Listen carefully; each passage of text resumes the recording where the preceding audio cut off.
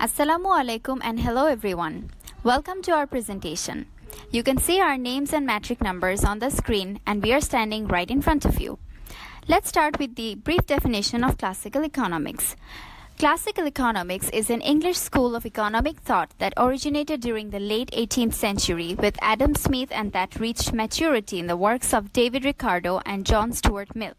The theories of the classical school, which dominated economic thinking in Great Britain until about 1870, focused on economic growth and economic freedom, stressing laissez-faire ideas and free competition. According to the classical ideology, free competition and free trade, neither hampered nor coddled by government, would best promote a nation's economic growth. The entire community benefits most when each of its members follows his or her own self-interest.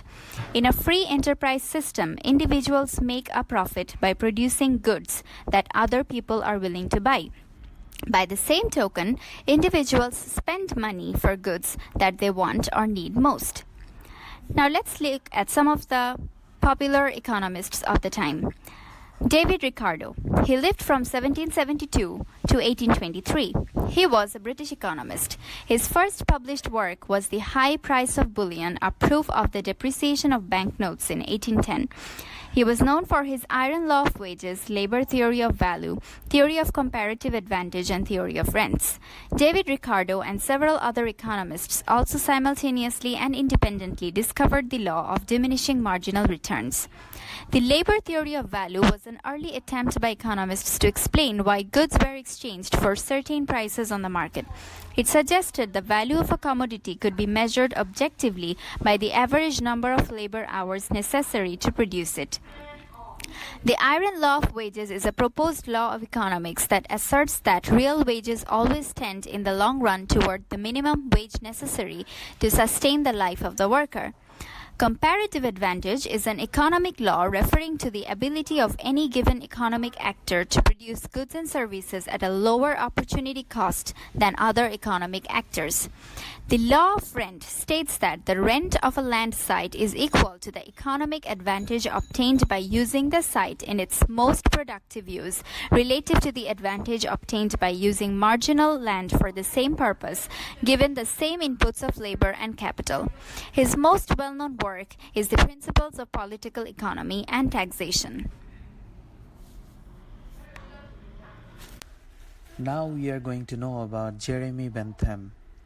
He lived from 1748 to 1832. He was an English philosopher, jurist, and social reformer, regarded as the founder of modern utilitarianism. Bentham's opinions about monetary economics were completely different from those of David Ricardo. However, they had some similarities to those of Henry Thornton. He focused on monetary expansion as a means of helping to create full employment. He was also aware of the relevance of forced saving, propensity to consume, the saving-investment relationship, and other matters that form the content of modern income and employment analysis. His monetary view was close to the fundamental concepts employed in his model of utilitarian decision-making. His work is considered to be an early precursor of modern welfare economics. Bentham stated that pleasures and pains can be ranked according to their value or dimensions such as intensity, duration, certainty of a pleasure or a pain. He was concerned with maxima and minima of pleasures and pains, and they set a precedent for future employment of the maximization principle in the economics of consumer, the firm and search for an optimum in welfare economics. Now we are going to look at Jean-Baptiste Say. He was a French economist. He had classically liberal views and argued in favor of competition, free trade, and lifting restraints on business. Say's law or Say's law of markets is often summarized as aggregate supply creates its own aggregate demand. Supply creates its own demand. Supply constitutes its own demand. If you build it, they will come. Inherent in supply is the wherewithal for its own consumption. James Mill lived from 1773 to 1836. He was a British history, economist, political theorist, and philosopher.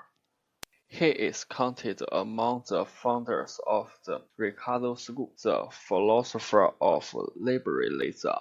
He divided Indian history into three parts: Hindu, Muslim, and British. His influential history of British India covered a completed denunciation and rejection of Indian culture and civilization.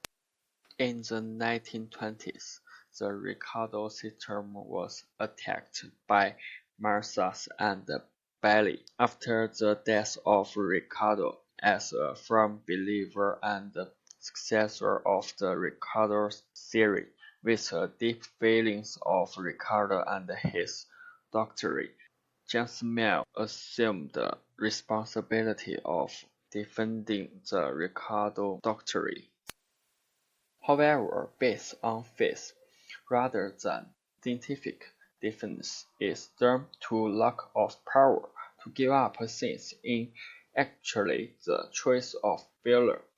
In the interpretation of the first contradiction, Mill confused labor and labor. In fact, at least Ricardo has always held to the theory of labor value, and in the second contradiction of the explanation, Mill on the new one and old one, the interpretation of the history of the final theory of a joke.